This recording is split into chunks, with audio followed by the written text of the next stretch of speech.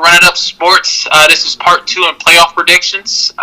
Today we're gonna go over the Heat, Miami Heat, and damn, I forgot who they faced. Hold on, let's go. I'm tired. Who they faced? Heat and the Bucks. Is that who they facing right now? Oh yeah, all right. I'm gonna redo it. You can cut all that out. No, that man's sleeping. That man's sleeping. I know. That man's You talking about the sleeping. best? You forgot the best team. brain. You forgot who was the best team in the NBA? The Cavs? I know you ain't saying that right now. I'm talking about the 2016. Like, bro, go to sleep. Like, bro, sleepy. He's sleepy. He tired. I'm gonna cut that back out. Oh, man, leave Hey, that so we back. Alright. Damn, my brain not working. Hey, we back up. We're running up sports. Part 2, NBA playoff predictions. Today we're gonna be going over the Heat and the Miami. This nigga said the Heat. He said the Heat and the Miami Dolphins. I was about to say the Miami Bucks.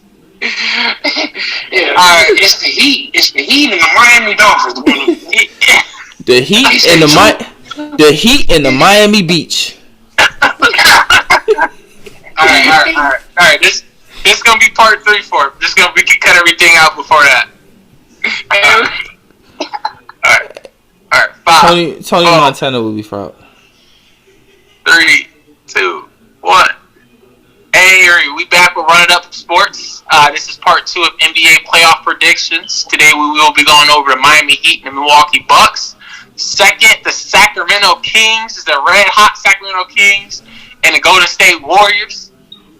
We're going to be starting off in the East Coast over there. Denny, you want to start it up? Hey, man.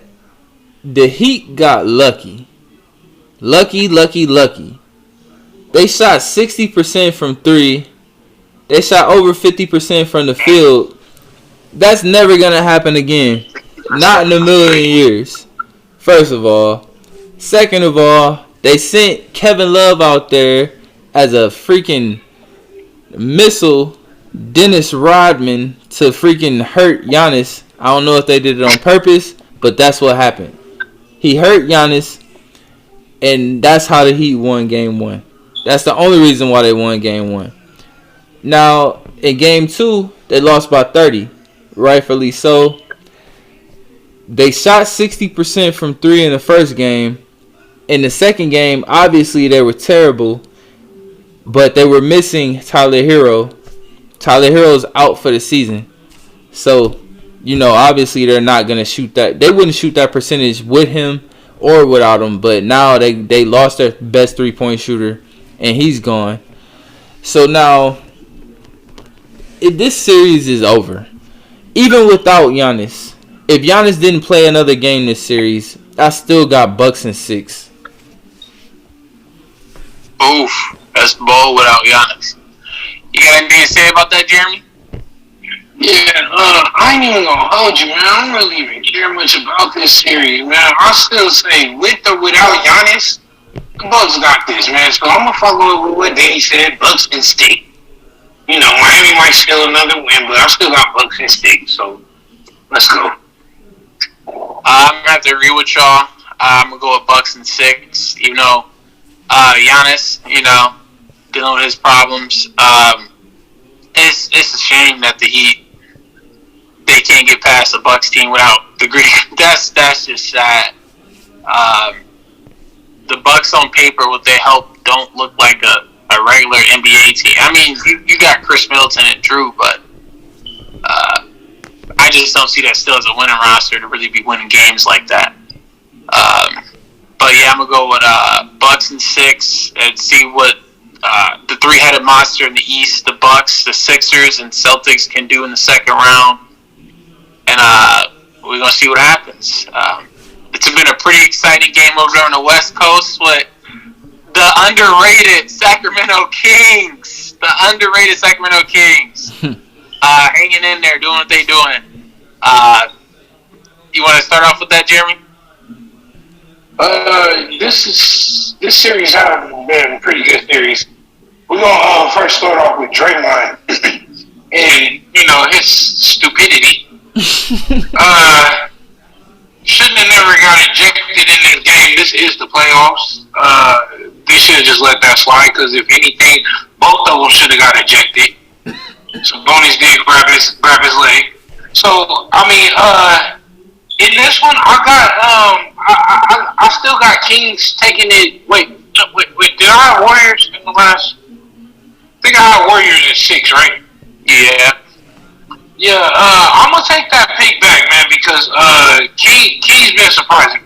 I ain't gonna lie, and I can honestly see Draymond doing something stupid again in the series and getting himself fucked off. I don't know if we can put that on YouTube, but I'm saying it anyways.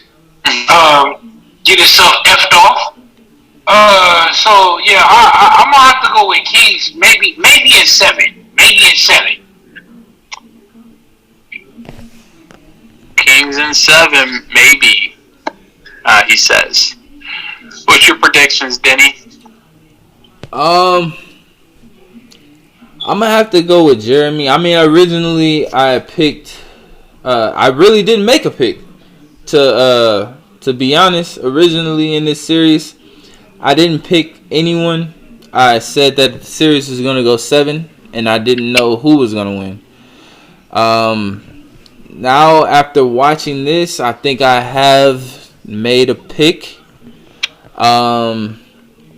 I feel like the Kings really did very well the first couple of games. Game 1, they played amazing, except for Sabonis. Sabonis was terrible. Terrible. He's a 60% shooter from the field. He shot 5 for 17 in game 1. That was horrible. He picked it up in the second game. But Malik Monk was incredible the first 2 games. In game 3, he was horrible. He only scored 4 points.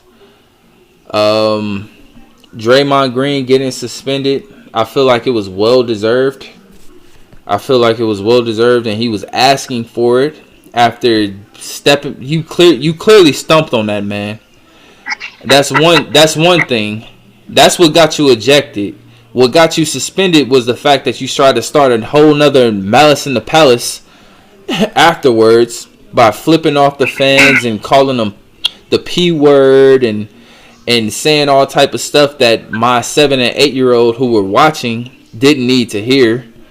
But he did it anyway and tried to start a fight. And a lot of his apologists would say, oh, it's the fans' fault if they do this. Well, at the Malice in the Palace, they threw stuff at Ron Artest and provoked Ron Artest for no reason. Draymond tried his best to give them a reason.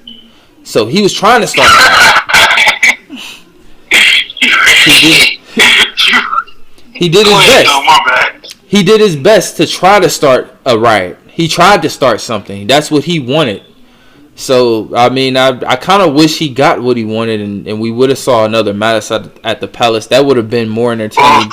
That would have been way more entertaining. That would have been way more entertaining than any basketball game could ever be. Because I watched the original Malice at the Palace, and that was way more entertaining than any basketball game that's ever been. No, I'm just joking. We don't promote violence on this channel. I'm sorry. I do apologize. We talk about UFC and boxing when it comes to that. Other than Denny mixing up the WWE and NBA together.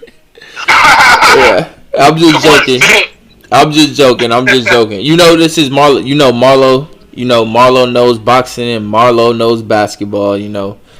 That's what I do. But yeah. When it comes to the Warriors and the Kings, if the Kings want to win this series, they cannot. They have to manage the turnovers. The Warriors turn the ball over. That's what they do.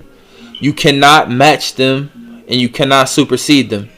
You have to let them turn the ball over. You have to take care of the ball. So you have to win that turnover matchup. The Warriors want you to win that turnover matchup because the Warriors turn over the ball among the worst of any NBA team in the league. Also, you have to limit Kevon Looney's offensive rebounds. He's the best offensive rebounder in the league. If you give Stephen Curry second chances, he's going to make it, like I said in the first video. He's going to make it. Kevon Looney averages 9 rebounds a game. The Kings allowed Kevon Looney to get 20 rebounds in Game 3. He got 20 rebounds, and he averages 9. The biggest reason that the Kings lost Game 3 was Malik Monk. Malik Monk in Game 1 scored 32 points. In Game 2, he scored 18 points. In Game 3, he scored 4 points. We cannot have... 4 points. Malik Monk cannot score 4 points, and the Kings are going to win. It's not going to happen. Malik Monk has to at least be in that 15 to 20 point range for them to win this series. He can't have any more 4-point games. Or it's lights out. Or I said lights out or it's beams out. You're not going to like that beam with him doing that. As far as De'Aaron Fox, keep doing what you're doing. The Warriors are going to keep doing what they do. You're not going to stop Stephen Curry. You're not going to stop him. He's going to do what he's got to do.